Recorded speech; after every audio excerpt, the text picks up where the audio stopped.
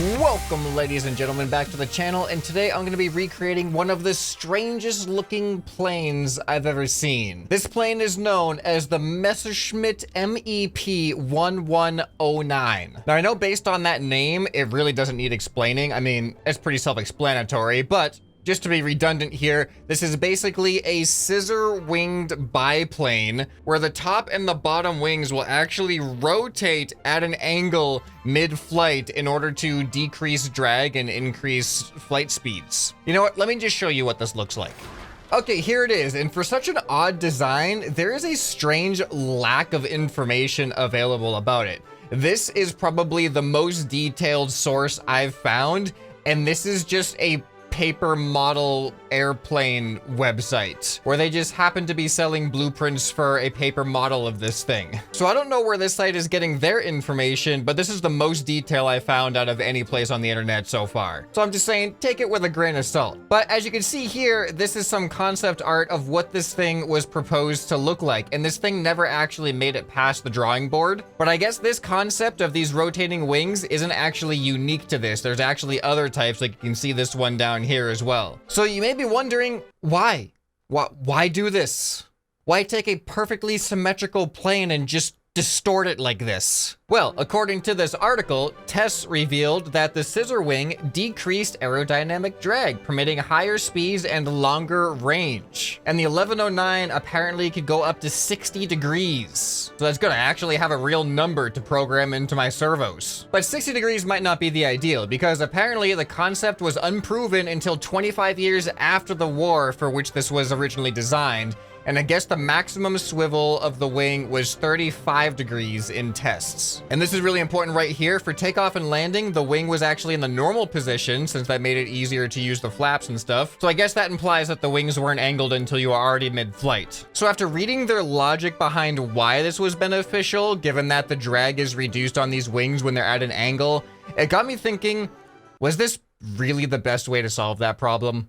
Like, instead of this massive singular wing rotating from its center, causing the front and back to be asymmetrical from each other, wouldn't it just make more sense to have one wing on either side that both just angle in the same direction so it's symmetrical? And when you think about what that would look like, kind of looks like modern jets.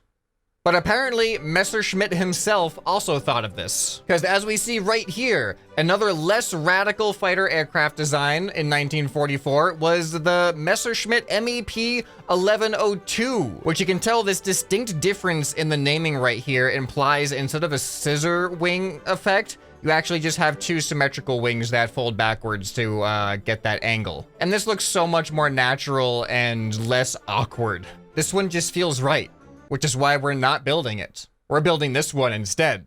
So let's get to it.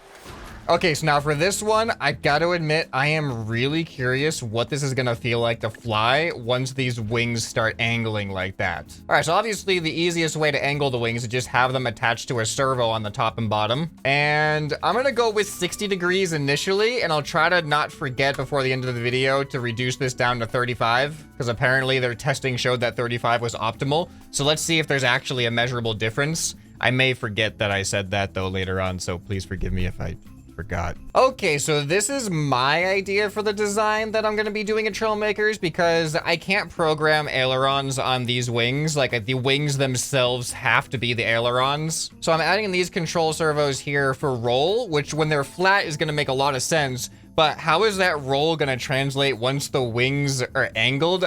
I'm really curious what that's going to be like. All right, so this is one wing here, and we press the button, and you can see it's going to angle like that. This is gonna be so weird. There's gonna be a symmetrical one on the bottom as well, so it was theorized that that should equalize the center of lift, causing it not to change, but it is yet to be seen. Hey, wait a minute. Why doesn't this model have any landing gear?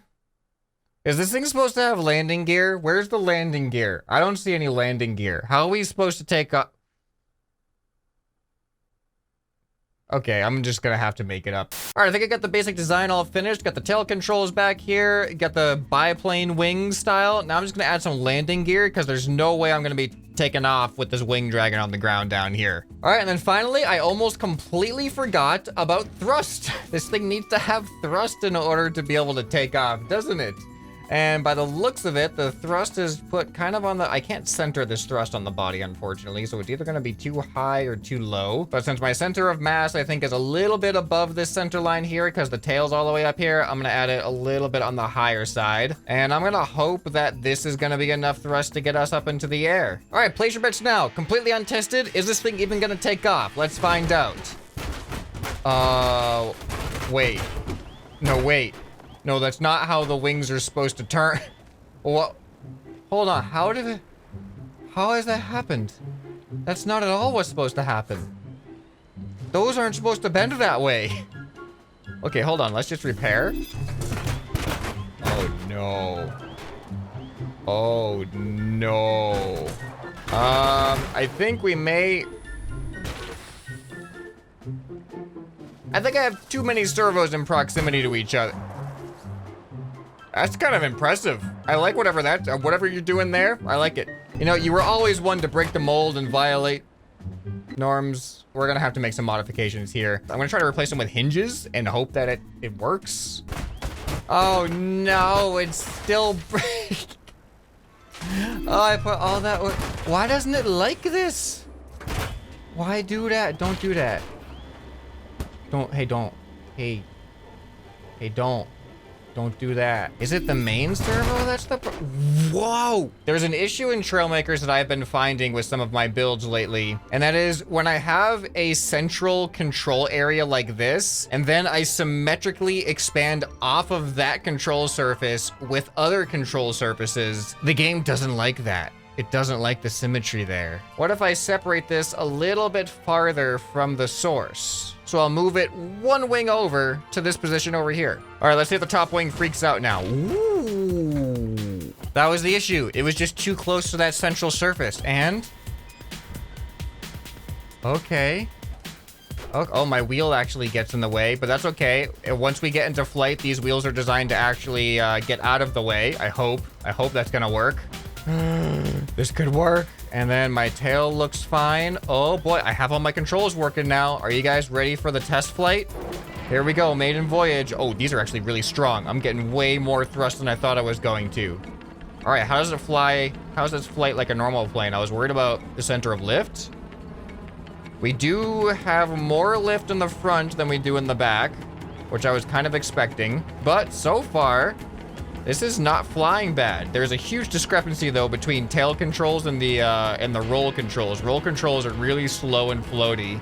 Tail controls are really fast and jerky. So I gotta fine tune that a little bit. But we're looking good so far. Oh look, my landing gear's up as well. Here, let's try to come in for a nice landing. I know I haven't used the wing yet, but I want to give this thing the best chance I can. I want it to have really good normal flight. And then I'll see how it transitions. But if our initial flight isn't that great, then we might as well iron that out first. All right, let's see if this works. All right, landing gear is up. That works pretty nice. And as far as level flight goes, look at that. Here, let me actually get level here. That's a pretty straight, I mean, it still has a little bit of extra lift in the front, but that's not bad. That is not bad at all. It's very manageable. All right, I think it is ready. It is ready for the scissor test. We are going to put these wings into the scissor formation and see if this thing is still able to fly. So here are the controls. Here's how well it handles in normal wing mode. And then initiating scissor wings. There it goes. Oh my god, surprisingly, not a whole lot changed, at least with its straight trajectory. Now let's try to pitch, or roll. This actually seems to work. Now hold on, I wasn't watching my speed. Let's see if there's a noticeable speed difference as we switch wings. I don't think it's really, I don't know if Trailmakers is going to calculate anything related to this because we don't actually have air particles hitting the wings that are causing drag really. But the angle might make a difference. Let's find out. All right, I'm just gonna try to maintain a nice level flight. And you can see I'm at around 151. All right, now I'm activating Scissorwing formation. It works. It actually works. I can maintain like 177. I'm going down a little bit now. Hold on. Gravity's helped me a little bit there. All right, if I try to level off. Yeah, we can go like 170 level flight compared to 150. We got an extra 20 miles per hour. So I guess Trailmakers does realize that these wings go from a flat surface going in the direction of travel to a more angled surface, that it actually is calculating that into the aerodynamics. Okay, so we saw that with 60 degrees. Remember, 35 degrees was supposedly optimal in their original wind tests. So 60 degrees allowed us to get to like 170 horizontal flight. Let's confirm that again. All right, horizontal flight here. So yeah, we can get, 170s when I'm trying to maintain a horizontal trajectory. Let's change it to 35 degrees and see if we can get faster than 170, around 170 average. All right, 60 degrees down to 35 degrees. So now what is it gonna look like? Man, that's like, we're almost a 50% reduction. So this is going to be pretty different as far. I feel like the way that Trailmakers is going to be calculating things, I really feel like this has to be slower because there's going to be a shallower angle of attack in the direction of travel. So it's just not going to be deflecting the wind as much. But only one way to find out. All right, I'm back up in the air, confirming that horizontal flight is right around 150 again. All right, activating 35 degrees scissor formation. And now, okay, surprisingly, not a huge difference. We still get from 150 to almost 170.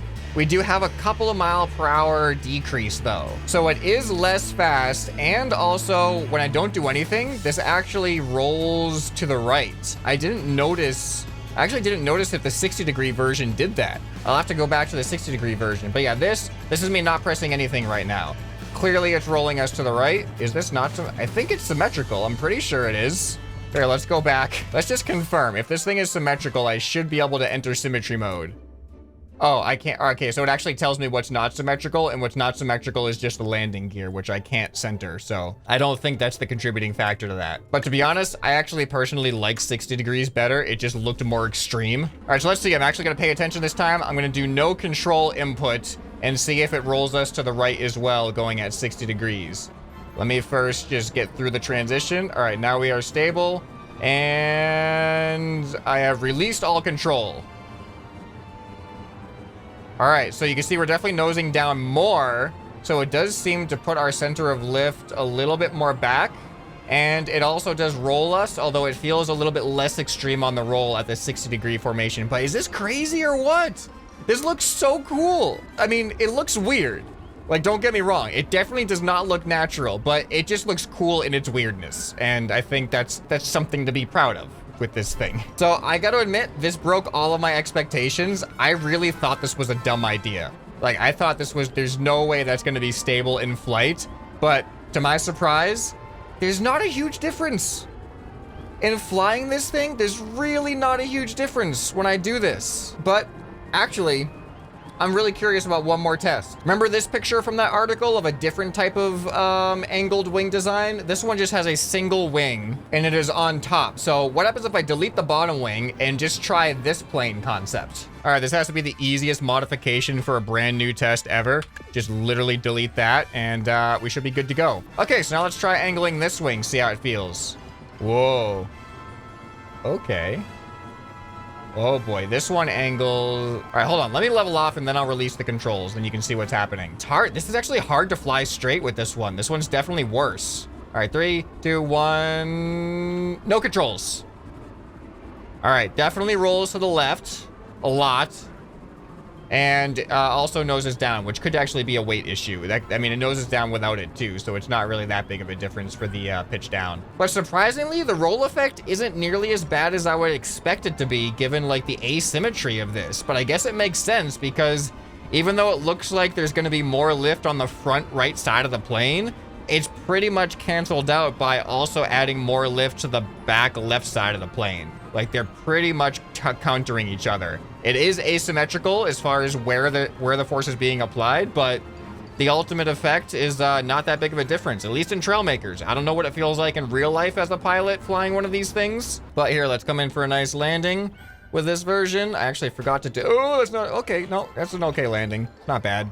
All right, I don't actually have any brakes, and my wheelbase is super thin, so it's hard to stay up straight. But I totally forgot to do a landing with the other version. All right, I'm sorry, I have to do it. It's just one of those things that's gonna bother me if I don't do a full takeoff, transition midair, transition back, and successfully land. I don't feel like I've really tested the plane out to its full potential. So here we go, we're in mid-flight. We go ahead and go to scissor-wing formation. Now we can fly around at full potential here, maximum speed. This looks so weird. I like it though. Such a weird plane concept. All right, now coming in for the landing. So as we slow down, we're gonna go back into our regular wing formation. Landing gear should be automatic, sensor controlled. This one flies so much nicer with the extra lift in the front. All right, here we go. Landing gear is automatically come down, and I am gonna not make it to the end of this runway, or I am gonna make it to the end of this runway. I have no controls right now. Slow down. No. All right, it was successful. All we just needed was more runway to slow down, or I should have added the brakes to this thing or something.